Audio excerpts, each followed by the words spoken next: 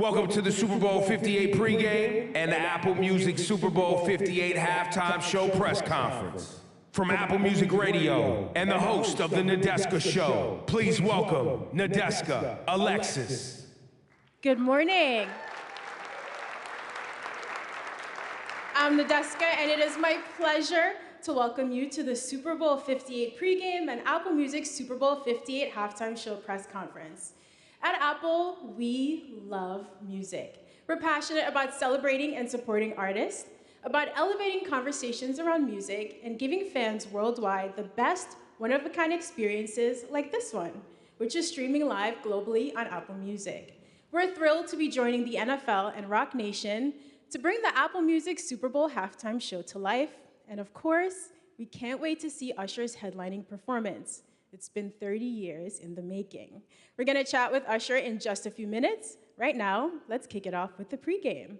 I'm honored to introduce American Sign Language interpreter Dale Nehmeyer and 3 American Sign Language performers appearing at this year's Super Bowl on behalf of the National Association of the Deaf. Performing America the Beautiful is Angel Pinheiro. Performing the national anthem is Daniel Durant. And performing Lift Every Voice and Sing, Shaheem Sancho. Good morning, beautiful people. Good morning, good morning. So I know for all of you, it's your first time signing at the Super Bowl, but Shaheem, I heard a little rumor that you've actually met our headlining performer before. Can you tell us about that? For sure, yeah. So I met Usher in the past. I taught him some American Sign Language, how to sign his name, and he's a quick learner, I'll say that. He learned American Sign Language, and he's doing great. That really does not surprise me. He seems like a man who can do it all. Angel, you'll be signing with Post Malone. How are you feeling about that? I am so excited. Not just to sign America the Beautiful with Post Malone, but to be on one of the most famous platforms in the world at the Super Bowl. So just to share my art, I know that my hands and his voice together are just going to be amazing. I can't wait to share that with everybody. Oh, absolutely. It's going to be so much fun. And the songs that you're signing are so powerful. They evoke a lot of emotion in people. So I'm wondering, as you were rehearsing, what were you feeling? How about you, Daniel? Yeah, let's see. How I was feeling during rehearsals. With the national anthem, it's such an inspiring song. So proud to be an American, the history there, how we became independent, how we are serving the country. It's just an amazing song. And I will say, as I started to rehearse, I just had goosebumps. I cannot wait to just make it happen on Sunday. So looking forward to it. Right. And, you know, as you were rehearsing, did you notice anything about these songs or learn something that maybe you hadn't before? Shaheem? Or Angel? Shaheem, go ahead. Well, what I learned, just trying to figure out the meaning of the songs, how to make that connection with the song. Obviously, I'm deaf, and of course, I've never heard that song before, so I started learning about the song, right? And so learning the meaning behind it, memorizing it, and how different it is, just feeling the vibe. But never give up, right? There's no excuses. Just keep on rehearsing. No excuses. I love that. Angel? So, to be honest with you, I did not know what America the Beautiful was until I was selected by the National Association of the Deaf in Love Sign, and I started reading up on it about America the Beautiful, and it was written by a female, and I did not know that, and I think that's so empowering to know that. And not just that, but this is a song, and in the song she talks about how she was so present, how she really experienced life. You know, sometimes it's just so easy. You're going through life and you're so busy, you're not taking it in. You forget to take a moment and breathe, you know? We need to enjoy life and experience things. So that was a huge benefit for me. I loved learning about the song. See, I just learned something new as well. How about for you, Daniel? Yeah, so the last time I sung the national anthem, I think it was in elementary school, right? So after that, of course, you know, always thankful to the Super Bowl to provide the interpreters at all these different performances for many, many years. Watched it every year. A lot of those folks are my friends. And so now here we are, it's my turn. And I feel so honored to be here. And I feel like this song, the learning about it and rehearsing it, You know, it's almost like a playground for me, right? Just learning all the different aspects, all the different signs, and I just want to do a great job and play around with it and just give my interpretation of that song.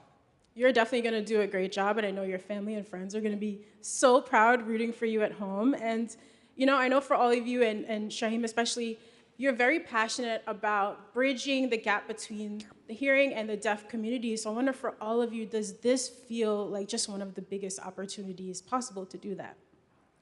Oh, for sure. I feel like it's such a great opportunity for all of us because I want people to see how deaf people can work together, how we can dance, how we can incorporate sign language in all these different ways.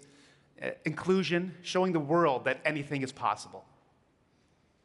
And I think what's really fascinating is that with us doing the pregame, right, it's just a completely different translation from the halftime show. It's just so different.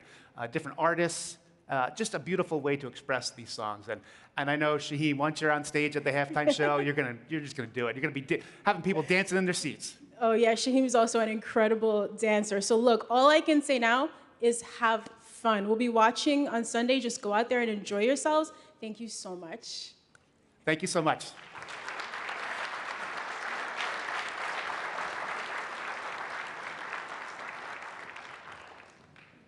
And now we continue our pregame lineup. Please help me to welcome the pregame artists singing on Sunday, Reba McEntire, Post Malone, and Andra Day.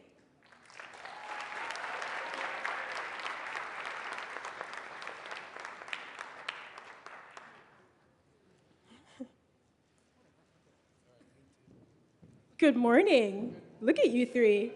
Good morning. Come have a seat here. Come get comfortable with me. Hi. How y'all doing? And they're all here to see you. That's nice. You three look really, really good together. I think if you drop the country, pop, rock, R&B, soul album, I would definitely stream that on Apple Music. Oh, thanks. That's a great idea. Love that. Planting a little seed for you. So, Reba, you have done everything from Broadway to TV, award shows. You are a veteran. You've even sung the anthem before, but never at the Super Bowl. What does this moment mean to you? Well, it means a lot. You're right. I haven't sang the national anthem at the Super Bowl. I am honored beyond words to be chosen to get to sing it. It means that I get to sing a very special song for all Americans, people all around the world who have really worked so hard for our freedom and to give us peace. And as I said earlier, it's not about me walking out on, I'm the representation of this song, and I'm just honored to get to sing it. It's a good one. I've been doing it for 50 years, and I'm really proud to get to sing it. Oh, I can't wait to see it. And this man sitting next to you, Post Malone, you've had a few anthemic hits in your career. I mean, Something Real, yeah, is even... Very generous. is Something Real is an official, college football anthem either. So how does it feel to be performing a bit more of a classic anthem on Sunday? Nerve-wracking. I'm very nervous, but excited. I'm excited. I don't know. It's just fun and super epic to be able to go out there and sing. And a song so many beautiful artists have sang before on this stage, and I'm just going to do my best. Just do my best and give it what I got. So. Your best is going to be perfect. Thank you. And I can't imagine you actually being nervous. But so for all of you too, Andra, how do you prepare for a performance like this, especially before you step onto the field? I'm asking for a shy friend who has stage fright but still does it anyway. How do you really get in the zone right before a performance like this? I usually have a nervous breakdown before I. No, I'm just kidding. Sometimes I'm kidding. No, I mean I'm super nervous too. I think you kind of want to honor the moment and the song, and you want to do well. You know what I mean, of course. But it's really, I think, as Reba said, is just about like honoring the moment and just being a vessel. I prepare by just trying to make sure my voice is in good shape, trying to make sure I'm taking care of myself, trying to make sure I know all the words and what I'm doing. And then prayer is a big thing for me, as an artist. So that's usually how I prepare, and I probably won't be much different on Sunday. That sounds like a good preparation routine. Reba, since you've been doing this such a long time, do you have any tips? How do you prepare? Well, I prepare by being prepared. I've been singing the national anthem in the shower, when we get in the car. Rex, my boyfriend, is a huge football fan, played all sports when he was going to school. And so he'll say, okay, sing it one more time. I said, I think I know the words real good right now, so I'm all right. But just to be prepared and know that everybody's going to be singing it with me, that helps. You know, if I know if they're singing along and they're remembering and having fun too, that's easier on me. But just to be prepared when you walk out there. And Preparation is key. It's Very key. It's the one thing you can control. Absolutely. Right? That's what I've learned. So, Post, are you also singing in the shower before? Well, yeah, that's what I do the same thing. I sing it all the time, and my family just tries to get me to shut up. But, They get sick of hearing you do that. You know, Andra, you're performing Lift Every Voice and Sing, AKA the Black National Anthem. I've been singing this since I was in elementary school, so I will be in that stadium singing off key along with you. But for people who are hearing this, It's harmony, bro. Just call it harmony. I mean, you're so kind. I'm a terrible singer. That's why you're doing it and not me. But for people who will be hearing it for the first time, and it's such a big audience at the halftime show, how does it feel for you to be sharing such an important piece of our culture with the world? It's a great question. It's a heavy question. And you can be honest. We're all friends here. Yeah, no, I think, first of all, it's more than anything, it's an honor, you know, it's exciting. And it feels intentional. I like to do things with intention and with purpose. And, you know, I think I kind of referenced my mom and I were talking about it the other day, and she said, you know, ultimately this song is a hymn. And I'm like, it is. It's a hymn of triumph, you know. And that's what I want people to encounter when I sing the song. I want them to know that, like, we have victory and we have peace already. You know what I mean? And so I don't, you know, I definitely want, it feels like there's an honor. And it's, you know, it's funny. There's a burden, but it's not so much a burden. I keep telling people I just really want to diminish myself as much as possible. And for me, spiritually, just make space for a move of God. And that's what I'm hoping happens, you know? Yeah, I feel like you might have an out-of-body experience while performing. I hope so. I hope so. That'd be great. Yeah. You know, at the Super Bowl. Good, because my body's going to be shaking like hell. You know what I'm saying? Now, have the three of you attended a lot of Super Bowls? I know, Reba, you have spent so much time in Vegas, by the way. So she had the longest-running country residency in Vegas. You should actually be hosting this, so I guess I'm grateful that they let me do this. But yeah, what have your experiences been at Super Bowls in the past? Well, I've gotten to go to one in Tempe, Arizona in '95 when the Dallas Cowboys played. And so getting to come back here. But I love Las Vegas. My first time here was in '83 with the Statler Brothers opening up for them at the MGM Grand, and getting to come back now to sing at the Super Bowl. The first time that the Super Bowl has been in Las Vegas, Nevada. It's never been in Nevada, in the state of Nevada. So this is a first for a lot of things, and I'm just tickled to pieces to be a part of it. Tickled to pieces. I'm stealing that one. I really like that. Post, what about you? Have you had a lot of Super Bowl experiences? no, ma'am. You're This so will be my polite. first. You're That's so all right. polite. It's so Yeah, strange. Yeah. This will be my first one. And How is that possible, by the way? That's a great question. Well, see, Just so busy all the time, or jacket, you know. It's you know, next year we got it. But yeah, huh? But I love Vegas. Vegas doesn't love me. But you want to tell we're us gonna about have a any great Vegas experiences you had? Oh, No? the couple casinos could tell you about them. Okay. The casinos love me, you know. That's all right. Andra, how about you? Any Super Bowl experiences prior to this? Any Super Bowl experiences prior to this? I remember being in kindergarten, I think, when the Chargers went to the Super Bowl. You in have 95 for the memories first from time. kindergarten. Yeah. I can't remember what I did last week. That was a big one. I just remember it being painted on a mural wall, and everybody was like, "You should be super proud." And I was like, "Okay, I am." So I have that memory. And then my father. I mean, he, you know, I've been a Lions fan for a long time, so I have that memory from this playoffs. But There was yeah. one, did you hear that one single cheer? In the Right, that was audience really for, like, sad. who was No that? other Lions Oh, no, there's a fans in couple the of them in audience. here. Right? So, you know, once you are done with your performances, you get to sit back and enjoy the halftime show. Any thoughts on what's coming? Have you ever seen Usher perform before? Any of you? Any clips or anything? Yes, clips for sure. I've never actually seen him live. so What I'm are excited. you expecting, Andra? I mean, Usher's a legend, so I'm expecting an immaculate performance, voice. You know, he's an incredible singer, incredible performer, dancer. So I expect to be fully inspired. It's going to be really, really an incredible show. Reba, what are you planning for the rest of your time in Vegas? Oh, well, eat. You know, go see as many shows as you can. You eat. The food is spectacular. Maybe hit a little shopping every little bit. You got some plans? You should take Post with you. It seems like he only spends time at the all casino. my money, you know. You already That- blew all that your whole money thing. on this jacket Yeah, right well, there. that whole thing. And your boots. You want to show them your boots? Yes, ma'am. Sure, why not? Yeah, see? These are the You can't tell. next year specials. Next year's special. We'll go shopping. We'll have fun. I would love that. I would rather go shopping than just back to the Vegas thing. More of the tables. But, The full Vegas experience. Yes, ma'am. All right, I'm really looking forward to this. So we also do, for you, have some questions from our youth reporters. Should we get into that? It's cool? All right, let's do this. So our first question is going to be from Kyan Moy from Big Brothers, Big Sisters. Hi, Kyan. Hello, my name is Kyan Moy. I'm a little from Big Brothers Big Sisters Association of Southern Nevada. My first question is for you, Reba. Okay. What is one mentorship moment that has therefore changed your life? Oh my gosh, just one?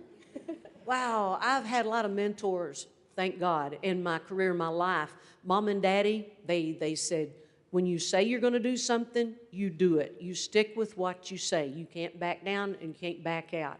So I've carried that throughout my life.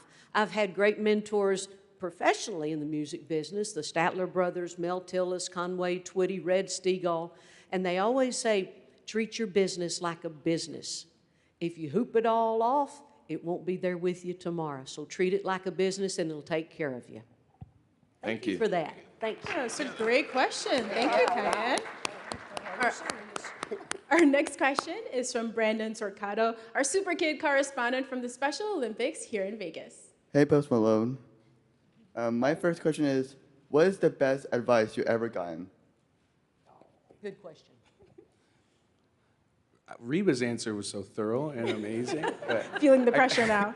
I guess, I don't know, the best one I got is my dad told me you'll never make everybody happy.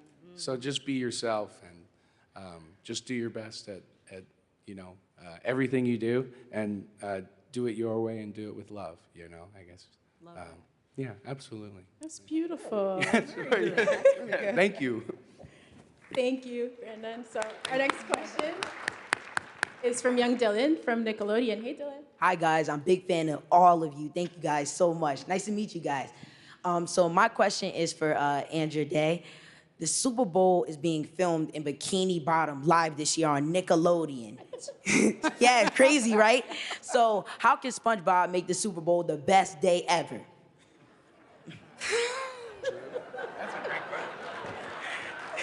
Your excitement is everything. Right? Thank you for the pressure. First of all, the Super Bowl was never official before being televised from Bikini Bottom. So congratulations to the Super Bowl, first of all. Secondly, I just think, free Krabby Patties for everybody. Definitely. Yeah. Definitely. Thank you guys so much. Thank you. Thank you all so much. I don't have any tips to offer you on Sunday. There's literally nothing I can tell you to do except to have a great time, right? I wouldn't even try to make it up. Reba, Post, and Andra, thank you so much for your time. I'll be tuned in, singing loudly off key on Sunday. That's right. So nice to meet you. So nice to Thank meet you. you as well. Thank you. Thank y'all. Thank you so much. Thank you so much. Yes, ma'am.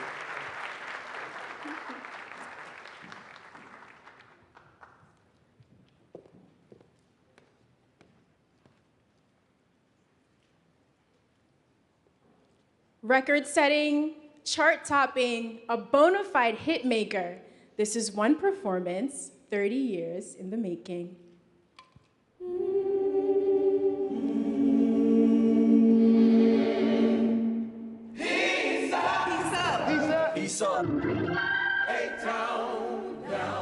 Take that and rewind it back.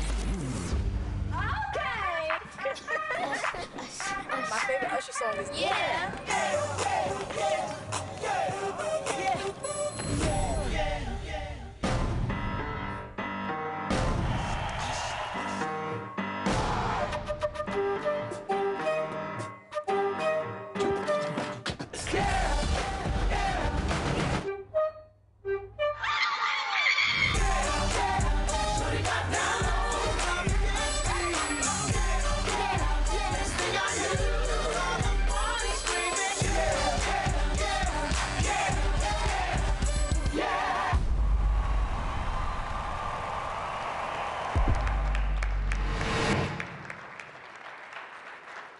And now, the moment we've all been waiting for. Today, we get to hear directly from Usher about what this moment means to him. Please join me in welcoming Usher. Woo! Hey everybody, how you guys doing? Hello, good morning. Good to see you. Come get comfortable here. How are you? Oh, I'm doing great. You know, but as I was watching you walk up there, I realized it is really strange to see you walk onto the stage. To see you descending from the rafters and landing in a split, normal. Roller skating backwards on the stage, normal, but walking, it just doesn't look right. So hopefully this is the last time we have to see you walk onto the stage. You know, in 2011, you made a cameo at the halftime show. Yeah. And it was so incredible. And I'm wondering, what is your memory of that performance? Man, oddly enough, there was a moment that only I think I remember. My hand got caught in the wire that was holding me like 30 feet in the air. And I almost missed my first mark. I was like, oh my God, don't let this malfunction cause me to miss something. But that was one. And the second was afterwards, and how amazing it felt to be in front of that many people and feel the energy. So much so that it made me, you know, really passionate about eventually getting this moment that I'm getting ready to have. But it was really fueled by being able to be just in that moment with the Black Eyed Peas. You know, I wonder that, and I would say watching that performance, it stuck with me that I've watched it a few times. I would have never realized that you almost got stuck there because you're such an incredible showman. What I remember was you leaping over will.i.am's head, clearing it by a couple of feet, and landing in a perfect split. And I thought, this man has to headline the halftime show one day. So at that moment, you were already visualizing yourself headlining the show.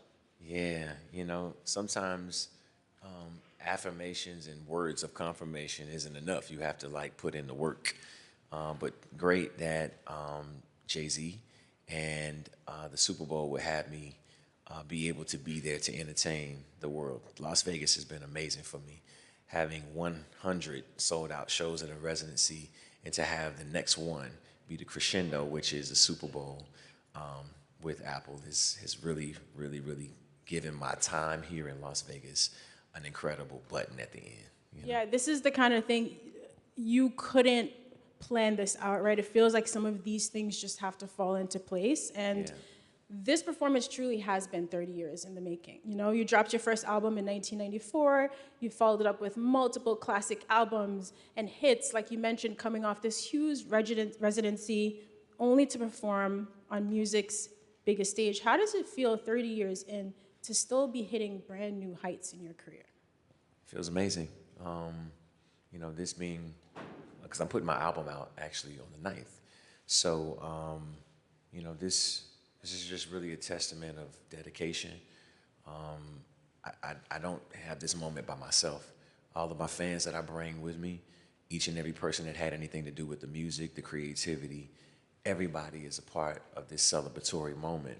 But what I feel is that this is only the beginning, because I launched that album as an independent artist, and I will be, up until this date, the only independent artist who's ever performed the Super Bowl halftime show. So this is a beginning. This is a new beginning for me. Yeah. And it's just a testament to your hard work, right? The longevity you've had and the legacy you've created. I think we live in a time when so many artists feel pressure to have a viral moment, you know. Now, everything has to be now, but we've seen you build this over time. And so that's incredible. And so is this also a moment for you to just sit back and reflect on all the things you've had to maneuver to get to this point? Yeah, but I gotta do it in 13 minutes. And that makes it a bit difficult, but... You seem like a man who loves a challenge. Oh yeah, and it definitely has been a challenge to squeeze 30 years into 13 minutes. Yeah, but how did you approach that then? Picking the right songs, the choreography, the perfect set for 13 minutes. you know, there's been these fantasy lists that have been going out and people trying to figure out what song I'm going to perform first, middle, last, who's going to come on the stage with me. Yeah. What I did is I was very mindful of my past, celebrating my present, which is here in Las Vegas, and thinking about where we're headed in the future. And that was really the idea. What songs do I feel people know me for? What songs have been a celebration of all of the journey of what life and love and emotion has been offered in my music? You know, that was the idea. I thought about a few moments that were special in dance. I thought about some things that I had created here in Las Vegas, i.e. skating, and doing things that I had not, you know, done on stage up until this point, to be able to share that with the world. For everybody that, you know, heard about my show in Las Vegas, you'll now get a chance to see some of what I did here, but you're gonna get the best of it because it's before 60,000 people in this room, and hopefully another 180,000 people, 80 million people for the world to see. Roller skating in front of 60,000 people, so casual. No pressure. No pressure.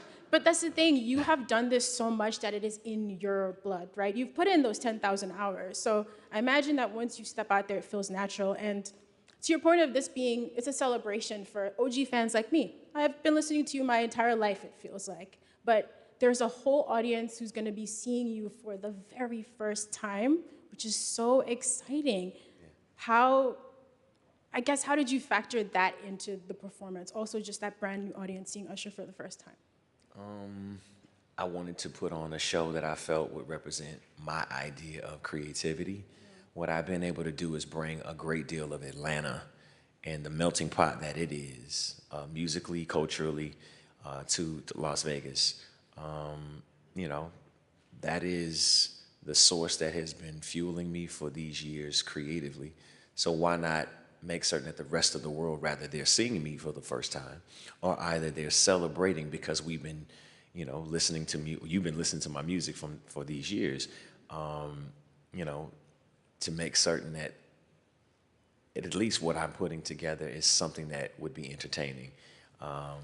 As I said before, if you've not seen me or you've been with me. Yeah. You know, you are just a true showman in every sense of the word, and you're a rare breed of artist. We have very few artists who have the level of skill and talent that you do to sing and dance so well at the same time. And I wonder, what is it that is motivate you to put so much time and effort into becoming such an excellent performer?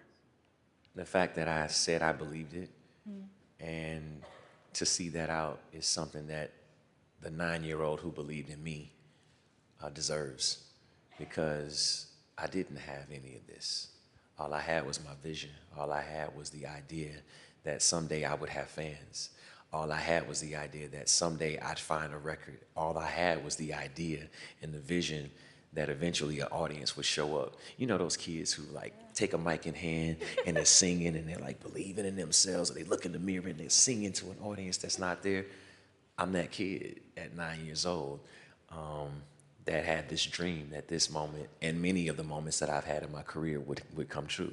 Right. Yeah. That dream, my earliest memory of you is on Star Search. I don't know if anyone remembers that show. I think that was in the early 90s. Yeah. You know, and so, yeah, even back then, you've had it. So, you know, in any moments, I think for an ambitious person, a person who wants to be great, who wants to master their craft, there are gonna be highs and lows. How have you navigated some of those moments? I think for artists who are looking at you now thinking, wow, one day I hope I can be as great as Usher, what advice would you give to them? I would hope that that what I have found resonates on many levels for artists or people, period, that what you put in, you get out. And that's it, you know. I've been motivated, honestly, by artists like Michael Jackson, and the fact that, you know, he was a hard worker, motivated by athletes like Michael Jordan, and the dedication that he put into his craft and his skill. He was received not only accolade, but also to recognition that would make him a legend. And, you know, that's what I've always hoped for myself, that, you know, maybe someday I'd be recognized in the same light and in the same title as those people I just mentioned. Well, Usher, I'm going to say that this is the day. This is the day. You've put in 30 years of work. And for anyone who hasn't had a chance to see or experience it, I'm excited. I'm truly excited and a little bit jealous of anyone who's going to be seeing it for the very first time on Sunday. You know, at this point in your career, you have transcended any one genre, superstar status, right, because of the work. But you were born of R&B culture, and it's a culture that is so influential. R&B is everywhere, but it still doesn't get the due credit. So is it important to you to be repping R&B on the Super Bowl halftime stage? It's nice to be in any category, but not to be categorized is what I'd always hoped. That R&B as a trade and as a style, as a genre, as an emotion, as a spirit, be it being found through gospel music, jazz, rhythm and blues, and then R&B, that then created all these other genres of music. We don't understand how relevant R&B has been to the development of the industry that we have. And the artists and the creators that have been a part of that they didn't get recognized either. So I'm happy that R&B gets the stage on Sunday. I'm happy that R&B and rhythm and blues gets to, and the matter of what it is as song and dance performers, it gets that recognition that it deserves. I'm honored, but don't want to be categorized as just an R&B artist. I'm an artist who loves music. I'm an artist who's lived through my emotional experiences and was able to share it through this genre. But I wanted to speak to the entire world that if you believe in something and you put the work in, you can have whatever you want. You know, you can go and try and create anything that you want, rather that then becomes popular music, or that becomes like, oh, this is a, you know, and I'm a piano and an Afro beats merge that becomes this new version of R&B. Who knows? Whatever it is. I've tried so many things my entire career, and I've just managed to be able to gather people who celebrate my music and celebrate my experiences. And maybe they tied to theirs. Maybe they got married to a song. Maybe they fell in love to a song. Maybe they made love to a song, you know? Maybe they, you know, celebrated and laughed and had an incredible time. Maybe they cried. Maybe they hurt. Maybe they got a chance to be confident in a way that they didn't have before they listened to that song. That's what R&B has been to me. And I hope that the rest of the world can celebrate it in the way that I've celebrated it. That's so beautiful. We'll definitely be celebrating with you. You know, it's been incredible watching you push yourself over these 30 years and push boundaries, you know, and does it ever feel scary sometimes? It's not always easy to try something new with the whole world watching, but that's never stopped you, you know? How do you push yourself to do that? You know what? I'm still trying to figure it out. The reality is I have this idea that if you manage to collaborate with people who are just as passionate as you, you're gonna create something amazing. You know, I push myself because that's just a choice. I want to be great. I want to set standards. I want to be a standard that is seen through my passion for music, my passion for creativity, and then rather that becomes something that's artistic by way of, you know, the videos that we create or the narratives that are inside of the music that then becomes something else. TV series, you know, you look at, you know, people like 50 Cent, right? He creates power.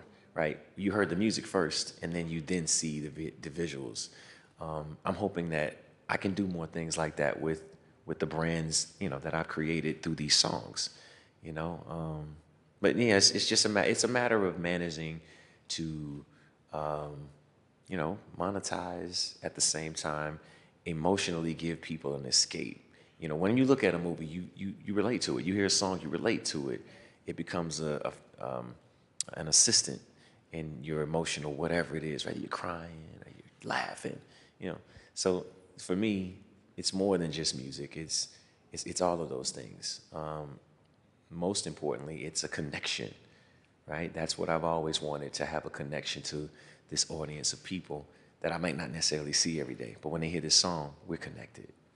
We're connected, and it takes us back to such special moments. I was thinking recently about I'm hoping you might do My Boo when you got on stage. And, Bay, we finally retired that, thankfully. I would love it if Boo made a comeback. Like, you've created these cultural moments that you're right. It's connections, and it takes us back to those special moments. And it's just amazing how much you've already accomplished. But I know for, an ambitious person, a creative person, there is almost always more. So what are some of the things you are visualizing next? You also have the tour coming up. Like, what are you visualizing in the next couple of years? I visualize in this next few years that there will be more opportunity to build here in Las Vegas. I love this city. When I received the key, I started trying to open doors and, trying to figure out ways to do more things that activate this immersive experience that I feel like I had for an underserved audience that want to have a certain experience, that enjoyed the curation of the world that I created when I was here in Las Vegas. Where does that lead me? I don't know. Maybe it's businesses. Maybe it's more shows. Maybe it's shows that I curate. Maybe it's festivals like the Lovers and Friends Festival. Maybe it's, hotels. Maybe it's, a different idea and standard for artists who came from this world and then created business here in this town, So much to look forward to. Yeah. Anything is possible. I mean, you got Tim Cook to make his acting debut, while trying to find you. So I think anything really is possible. And it's possible if you believe it. Yeah. Believing and putting in the work. I don't think you could say that enough times. Just people don't get to see the work that you put in behind the scenes, but your friends know. Luda and Lil Jon definitely know. Like, you've collaborated with these people, and there's so many people who have been so important on your journey until this point. So when it came to thinking about putting together the Super Bowl show, was it easy? If you're gonna have guest performers, I don't know anything, were there people you thought of immediately to join you on that stage if you're having performers? Of course. Was it hard? There's a lot of them. You've had a lot of good friends that you've worked and collaborated with. I think I made it easy for myself when I decided to have features on songs that became hit records. So that gave me the greatest point of reference. But here's what's beautiful is that Apple has been following me throughout this entire process. So we're in the process of figuring out how we're going to share it with you. Break the internet by that conversation. But there's also a documentary crew that's been collecting all of the moments that have happened.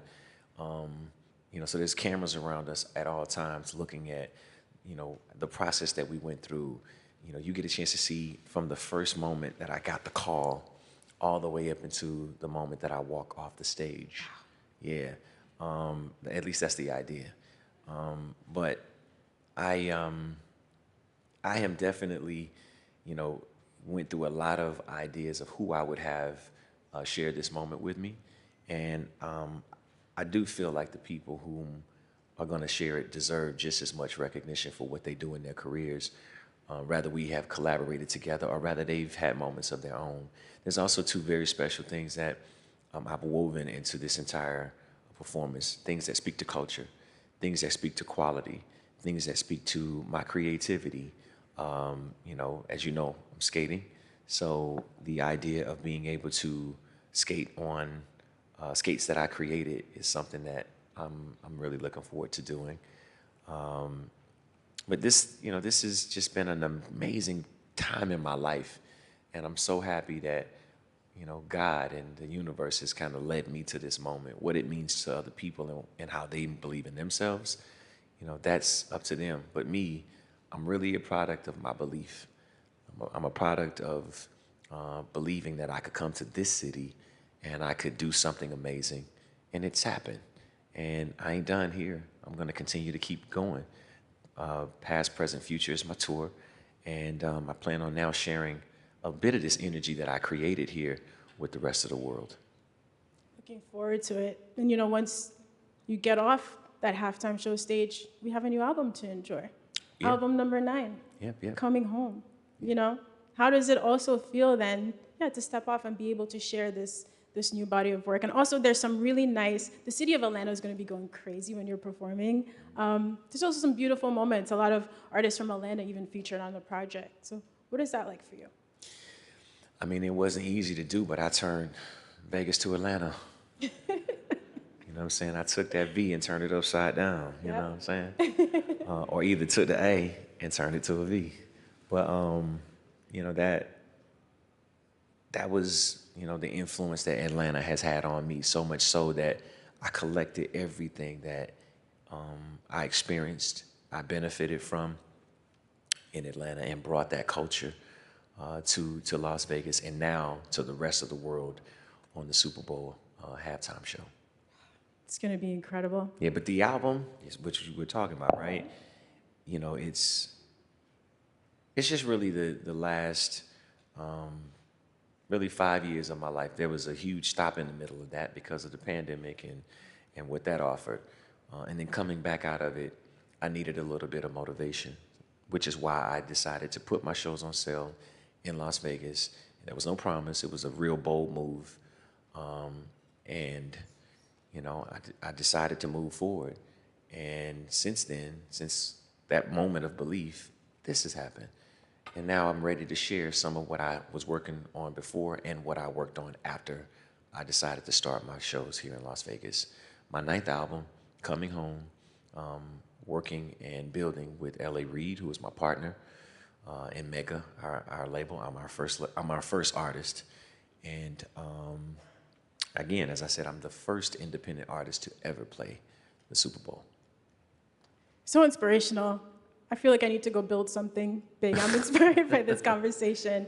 Thank you for answering my questions. We actually have a few more questions for you from our youth reporters as well. Okay, cool. All right, so let's jump into those. We're gonna see our friend Kyan again. Hey, Kyan. Hello. What's up, man? My name's Kyle Moy. I'm a little from Big Brothers Big Sisters of Southern Nevada. My question is for you, Usher. I have a great mentor in my life, and I'm very grateful for him. My question is, as a Black positive role model, how can you help me navigate my journey to success? Well, first and foremost, finding a person to motivate you and support you is incredible. Everybody has a mentor. Everybody has someone who will support them. The one thing I've been talking about is your personal belief in yourself and creating a plan without necessarily establishing exactly what your destination is. Your plan should be based on your passion. If you are passionate about what you want to do, then it's not just about accolade or winning an award or a reward or anything. It's about the journey through that passion. That's the one thing I would say. Belief in yourself, and then just having an understanding of the history and the people who have done what you want to do, paying attention to the steps that they made so that you can learn and benefit from where they've gone, and now where they've arrived to be a motivator for you. Wow. Thank you, Usher. Yeah, you're welcome. Can't wait for your album tomorrow. Absolutely. So many gems there. Thank you, Kyan.